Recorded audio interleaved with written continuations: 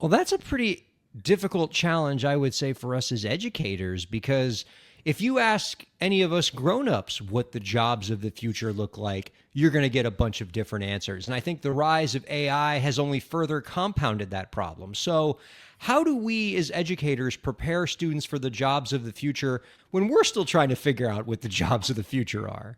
I think the first thing we have to realize is that the jobs that we're doing now, the jobs that make sense for our skills and for where we've been working towards, and we've been working at building that future.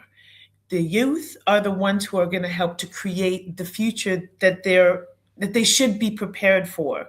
So when we look at education, instead of the old model, which is more like a factory model of like, come in, behave yourself, behave in a certain way, take these tests, show that you have this knowledge of the past in order to apply to the future.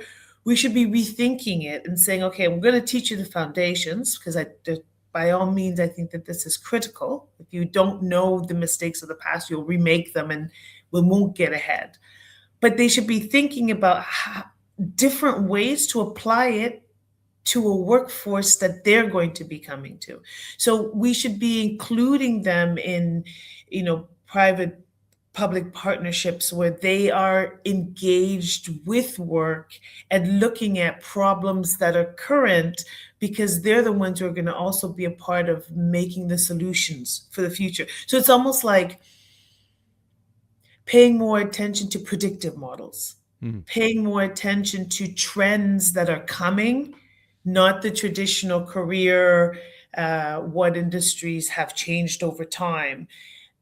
If we do that and we link higher ed, secondary with business, then we start to be a bit more innovative. We start to, ask businesses to work with education, not to sell your products and become a Microsoft or an Apple school, but to say, hey, here are some problems that we're dealing with.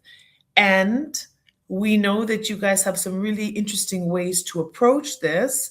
And while business is dealing with problems, almost have like a youth council of sorts, also looking at these problems, becomes a feedback loop for education, but it also then becomes almost like an innovation center for companies.